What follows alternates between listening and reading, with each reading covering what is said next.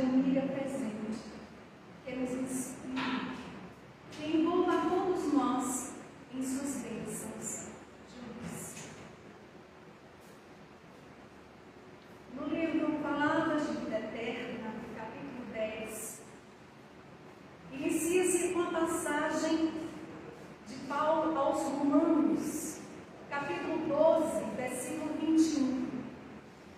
Não te deixes vencer pela paz, ou melhor, pelo mal, mas vence o mal com o bem. Emmanuel esclarece que o oposto é muito claro: vencer o mal com o bem. Porque o remédio contra a maldição é a bênção. Os antídotos para o veneno da injúria são a paz, o silêncio e o socorro da prece. Meus queridos irmãos, retribuir o mal com o bem é o nosso tema de hoje, para juntos refletirmos sobre esse convite que Jesus faz para cada um de nós. Na questão 887 de O Livro dos Espíritos, a respeito de quando Jesus pede para amar os nossos inimigos, Kardec pergunta: ora, amar os inimigos não seria o contrário às nossas tendências mais íntimas? E a inimizade não provirá, ou seja, não surgirá da falta de simpatia entre os espíritos? O que os espíritos vão nos responder? Amar os inimigos é perdoar-lhes, é lhes retribuir o mal com o bem, porque assim o faz, se torna superior ao inimigo. Porque entende a importância do perdão, a importância de retribuir o mal com o bem diante de qualquer situação. Divaldo Franco narra uma história de guerra entre a Turquia e a Armênia. 2 anos de extrema crueldade. Fato ocorrido no ano de 1915. Mais de 1.500 armênios foram assassinados. E ali havia uma aldeia que foi invadida por um grupo de soldados. E o chefe desse grupo, com um chicote na mão, a arma na cintura, invadiu uma casa, onde ali tinha uma família, os pais e as 2 filhas, uma de 12 anos e a outra de 15 anos. E sem a menor cerimônia, ele mata os pais na frente das filhas. E depois ele pega a de 12 anos e a entrega aos soldados para que ela seja violentada na rua, na praça. Ela foi estuprada até a morte. Depois ele pega a de 15 anos e a leva para a sua casa,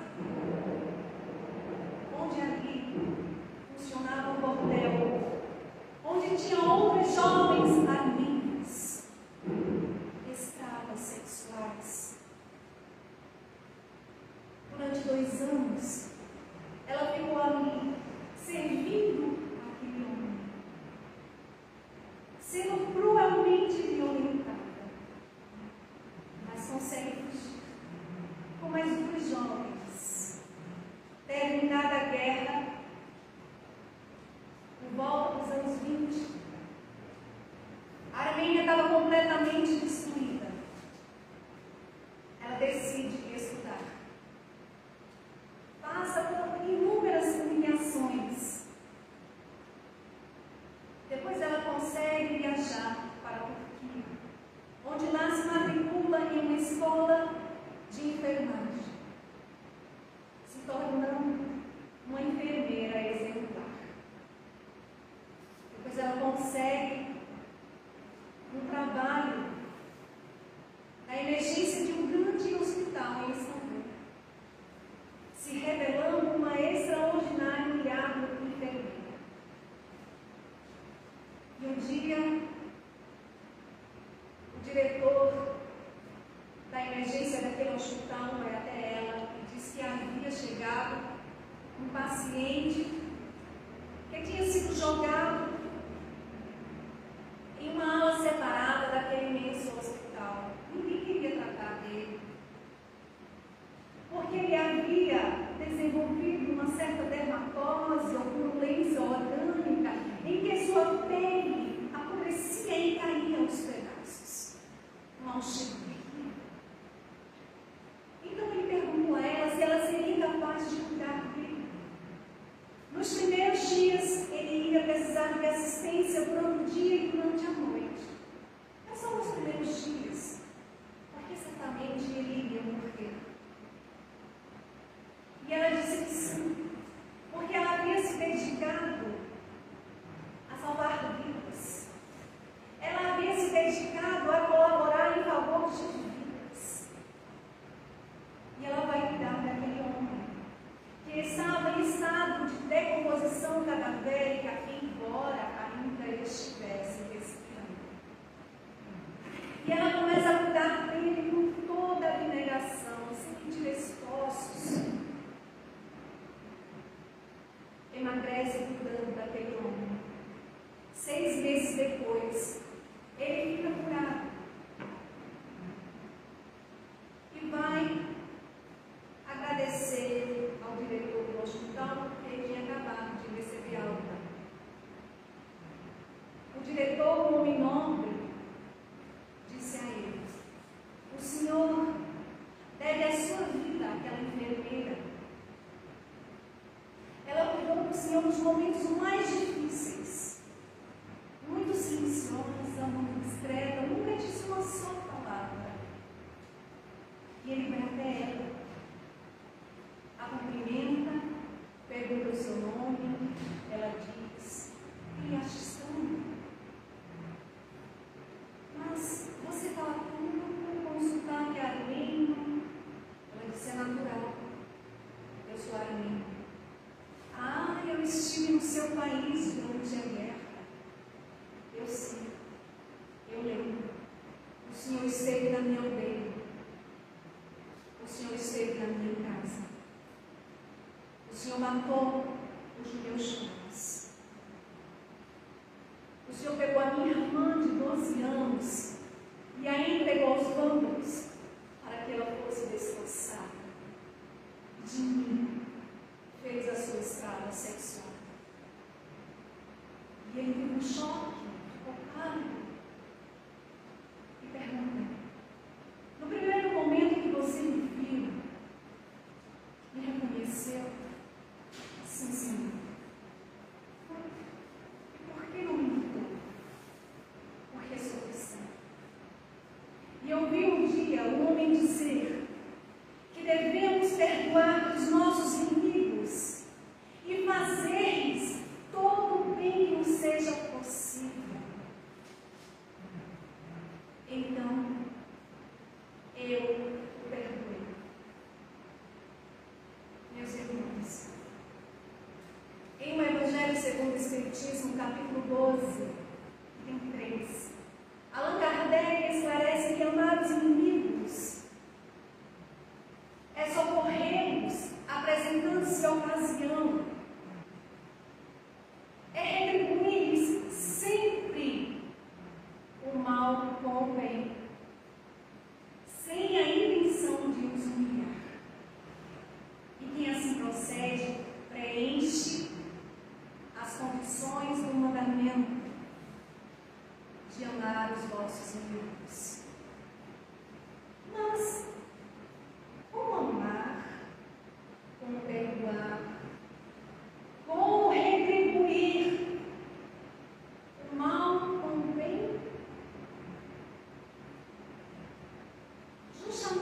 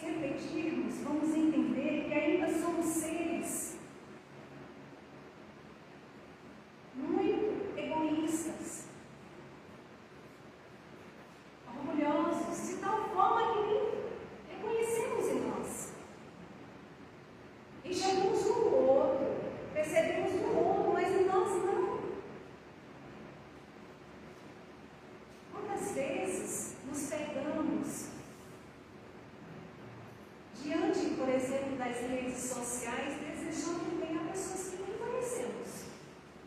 Que vemos uma ou duas vezes, às vezes nem conhecemos, nunca vimos, e estamos desejando bem.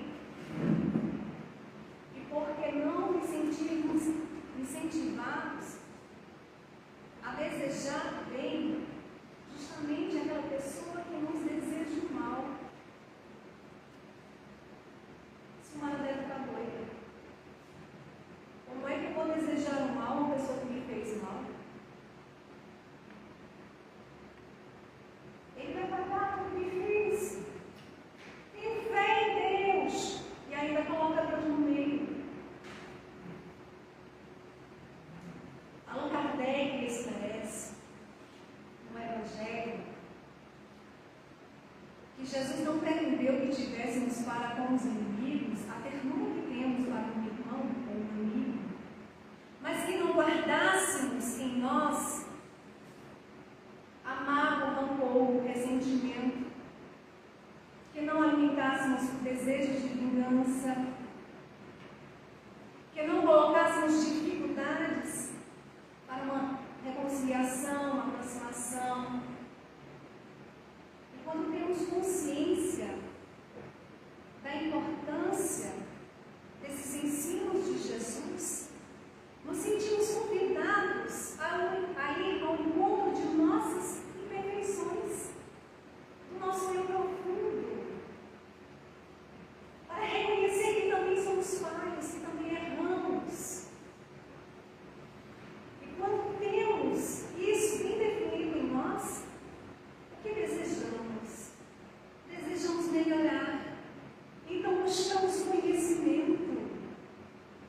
E Emmanuel, em resposta da questão 230 do livro O Consolador, vai dizer: o conhecimento é a porta amiga que vos conduzirá aos raciocínios mais puros. Por quê?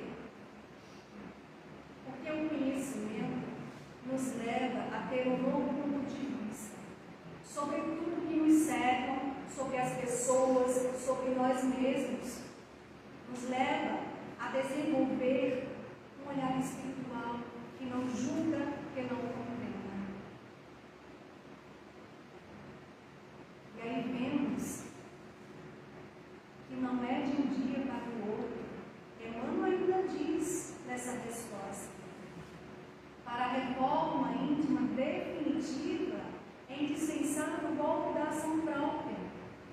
É um processo. Vamos ao encontro do nosso eu profundo, de nossas imperfeições, buscamos o conhecimento e partimos para a ação. Qual seria essa ação? Desenvolver o amor em nós para aprendermos a amar, a perdoar, a retribuir ao outro o melhor de nós. A exercitar a indulgência para com todos, a ampliar a caridade no sentido como entendia Jesus, questão 886 do Livro dos Espíritos, benevolência para com todos, indulgência para com as imperfeições alheias, perdão das ofensas.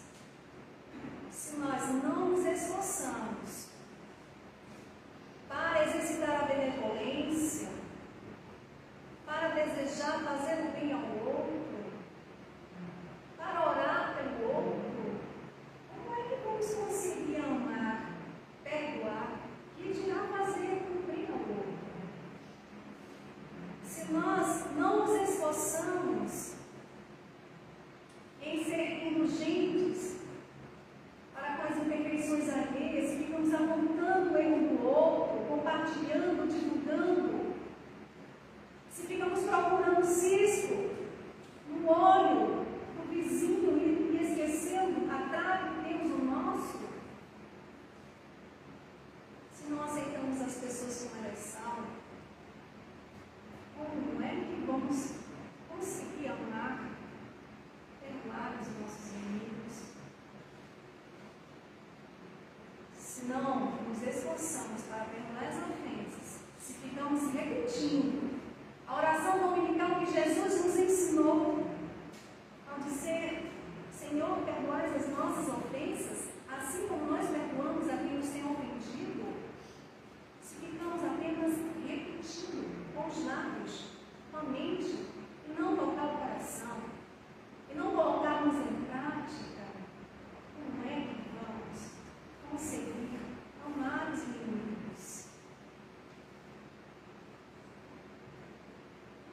Evangelho segundo o Espiritismo, capítulo 12, amai os vossos inimigos e retribuir o mal com o bem. Então entendemos que só vamos conseguir amar os nossos inimigos desenvolvendo e nutrindo a capacidade de perdoar a si mesmo, de perdoar as ofensas. Ah, mas eu perdoo, eu só não esqueço.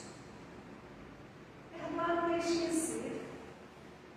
Perdoar enquanto lembramos daquele mal e não nos dói mais. Não sentimos mais necessidade de ficar falando, remoendo de coisas que aconteceram há meses, há anos, há décadas. Por quê? Porque a doutrina espírita nos ensina que não somos vítimas. Não somos vítimas. Temos um passado. Todos temos um passado. E na existência passada, nós não sabemos o que fizemos. Nós não sabemos quem errou primeiro. Mas sabemos que o perdão nos liberta. À medida que vamos nos esforçando para corrigir em nós sentimentos doentios, vamos aprendendo a amar. E amando, não nos sentiremos mais ofendidos. Iremos compreender que o outro já sofre a sua inferioridade e por isso que faz o mal, por isso que deseja o mal, porque ainda não aprendeu a amar a si mesmo.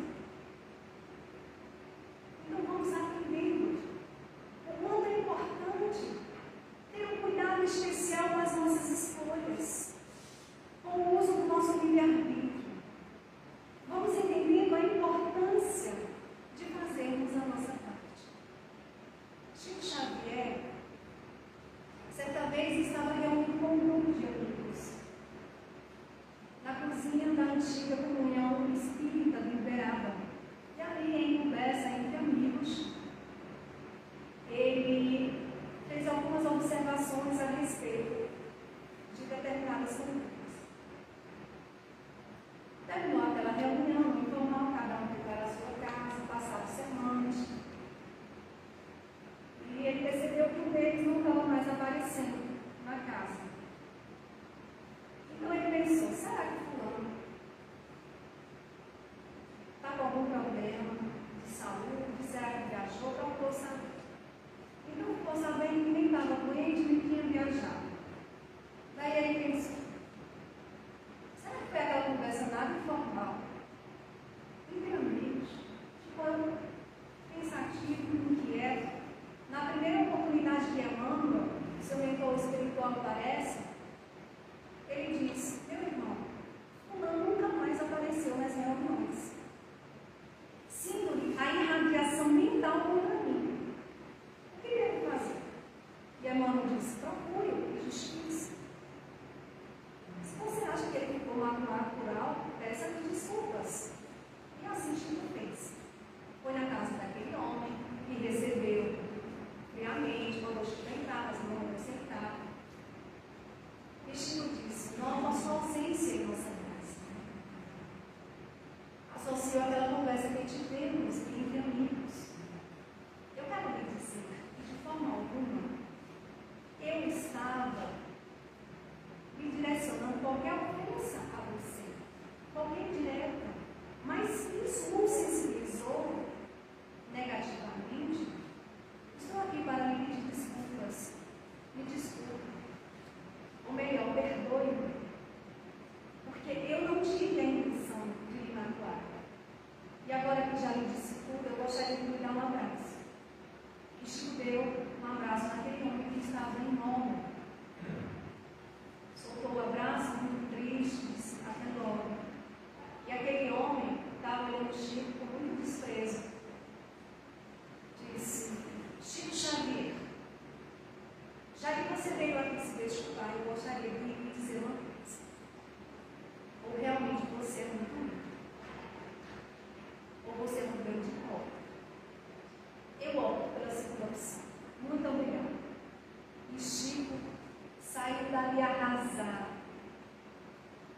emoção de ser humilhado, de ser ofendido, de ser chamado de hipócrita. Chegou em casa todo triste. Quem estava esperando por ele? Mano. E logo perguntou: por que a tristeza? Por causa do irmão. E o que você tem a ver com isso, Chico? É o que ele pensa de você. E você não pode mudar o pensamento de ninguém. Você é hipócrita? Não, senhor. Então vamos ao trabalho. E não dê mais importância à opinião de outro. E foi ao trabalho.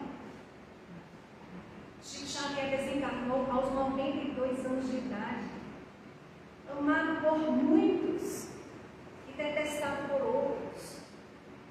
Então, os maus dos outros não nos podem fazer mal. Também não podemos ficar remoendo, lamentando, porque nós fazemos a nossa parte e o outro não quer, não aceita uma aproximação. O importante é nós fazermos a nossa parte, ter compaixão, fazer oração por ele, para que um dia seja tocado no íntimo e desperte para o perdão libertador de sentimentos doentios. Ah, mas fulano me olhou com cara feia. E daí? Vamos retribuir com um sorriso. Vamos seguir a orientação que Emmanuel deu a Chico. Vamos ao trabalho de nossa reforma íntima, ao trabalho do bem, pelo bem, para o bem de todos. Os Espíritos nos lembram que o homem procede bem quando tudo faz pelo bem de todos. Questão 629 do Livro dos Espíritos.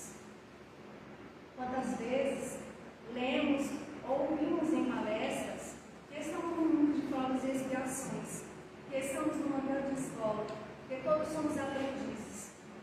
De fato, estamos no mundo de provas e expiações para corrigir, consertar, reformar erros que cometemos em existência passada, em existência presente, frutos de nossas escolhas equivocadas, mas que agora temos a oportunidade de corrigir, temos a oportunidade de viver de uma forma mais harmonizada com as leis divinas. Somos aprendizes, estamos numa grande escola, e para passar de ano, precisamos das provas, dos testes. Precisamos passar por eles com resignação, com ânimo. Jesus disse: tendes bom ânimo, eu venci o mundo. Então nós somos convidados a desenvolver em nós esse outro olhar. Nós complicamos muito a existência. Mas Jesus simplificou dizendo: amarás a Deus sobre todas as coisas e ao próximo como a ti mesmo. Só que Jesus sabia o quanto ainda somos apegados ao egoísmo, à vaidade, ao orgulho. Então ele frisou e disse: um novo mandamento vos dou, que vos ameis uns aos outros como eu vos amei. João capítulo 13, versículo 34. E Emmanuel, no livro Caminho, Verdade e Vida, no capítulo 179, a mensagem titulada O Mandamento diz: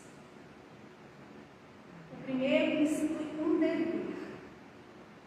O aprendiz amará o próximo como a si mesmo.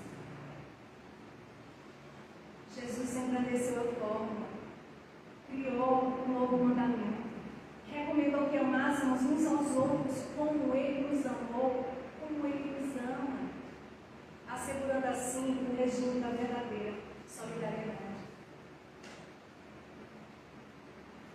No livro Paulo Estevam, Emmanuel narra um momento muito emocionante, quando Estevão estava prestes a morrer, após ter sido apedrejado a mão de Saulo de Tarso. E ele ali diante da irmã Abigail,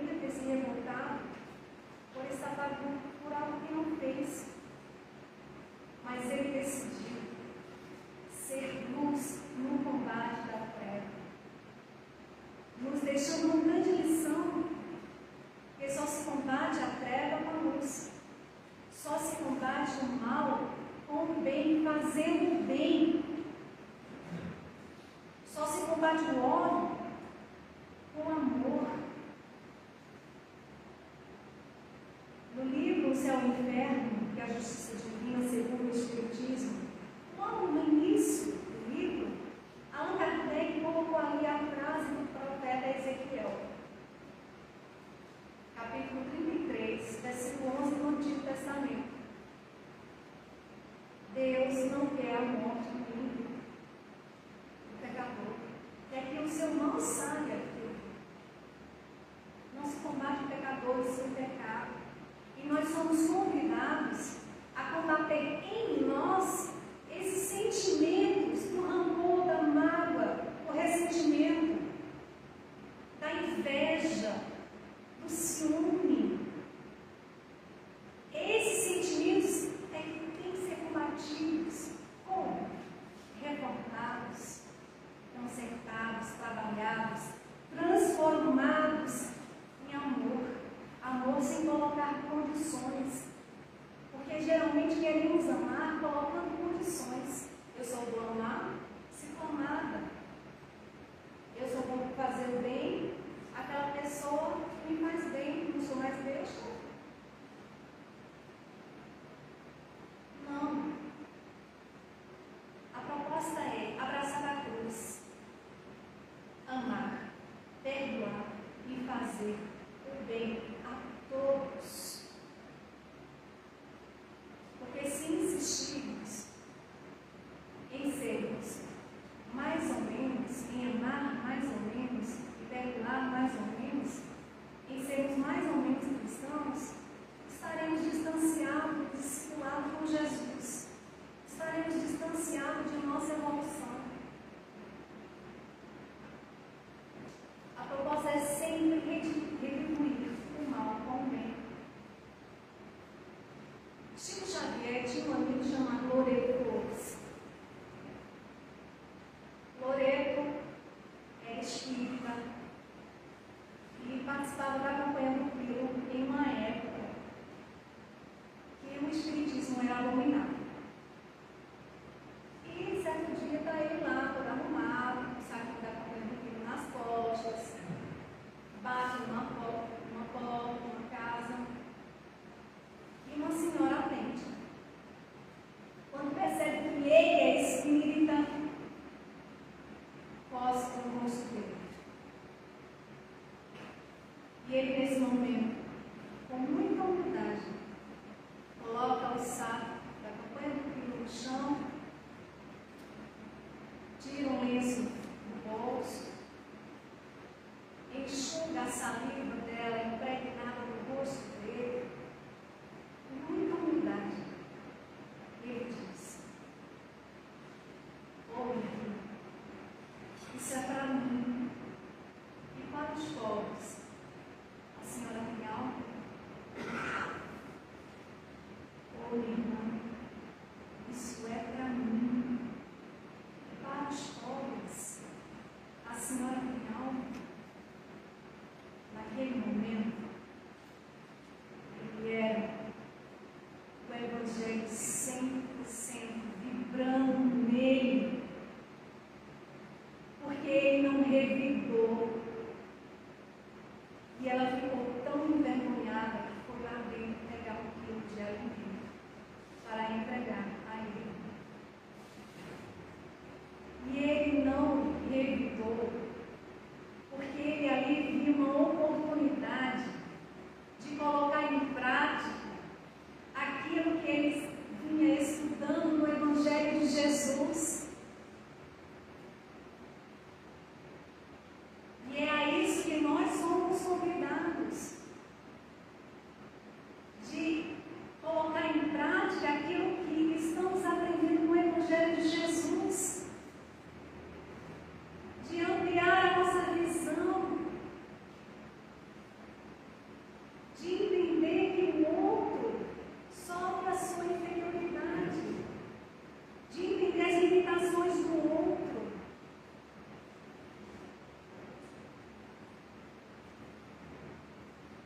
Allan Kardec, em O Evangelho segundo o Espiritismo, capítulo 12, item 4, vai nos lembrar, dizendo: para o espírita, muito diversa é a maneira de viver.